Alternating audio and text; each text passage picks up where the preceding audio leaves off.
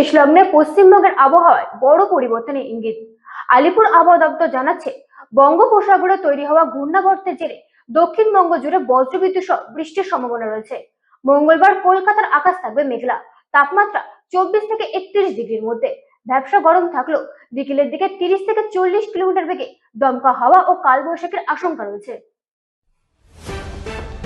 চৈত্রের বিদায় লগ্নে পশ্চিমবঙ্গের আবহাওয়ায় বড়সড় পরিবর্তনের ইঙ্গিত মিলছে। আলিপুর আবহাওয়া দপ্তরের পূর্বাভাস অনুসারে বঙ্গোপসাগরে তৈরি হওয়া বিপরীত ঘূর্ণাবর্ত এবং জলীয় বাষ্পের প্রবেশের ফলে কলকাতা সহ দক্ষিণবঙ্গের জেলাগুলিতে বজ্র বিদ্যুৎ সহ বৃষ্টির সম্ভাবনা তৈরি হয়েছে। মঙ্গলবার কলকাতার আকাশ মূলত মেঘলা থাকার সম্ভাবনা রয়েছে এবং শহরের সর্বোচ্চ তাপমাত্রা 31 ডিগ্রি সেলসিয়াসের আশেপাশে ঘোরাফেরা করতে পারে, যেখানে সর্বনিম্ন তাপমাত্রা থাকতে পারে প্রায় 24 ডিগ্রির কাছাকাছি। বাতাসে আর্দ্রতার পরিমাণ বেশি থাকায় দিনের বেলা ভ্যাপসা গরম ও অস্বস্তি বজায় থাকবে, তবে বিকেলের দিকে কোনো কোনো জেলায় 30 থেকে 40 মিটার বেগে দমকা হাওয়া বা কালবৈশাখীর পরিস্থিতি তৈরি হতে পারে। বিশেষ করে দক্ষিণ 24 পরগনা, পূর্ব মেদিনীপুর, ঝাড়গ্রাম এবং বাঁকুড়ার মতন জেলাগুলিতে হালকা থেকে মাঝারি বৃষ্টির সঙ্গে বজ্রপাতের সতর্কতা জারি করা হয়েছে। অন্যদিকে উত্তরবঙ্গের জেলাগুলিতেও বৃষ্টির সম্ভাবনা রয়েছে।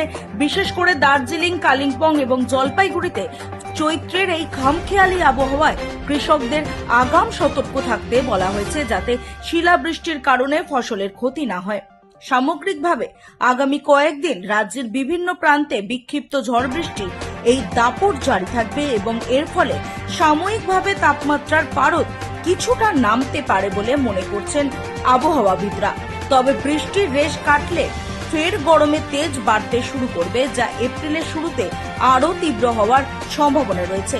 এই দুর্যোগপূর্ণ আবহাওয়ার কারণে মৎস্যজীবীদের গভীর সমুদ্রে যাওয়ার ক্ষেত্রেও কিছু বিধিনিষেধ আরোপ করা হতে পারে এবং সাধারণ মানুষকে বজ্রপাতের সময় নিরাপদ স্থানে থাকার পরামর্শ দেওয়া হয়েছে। Bureau report, রাতদিন news network.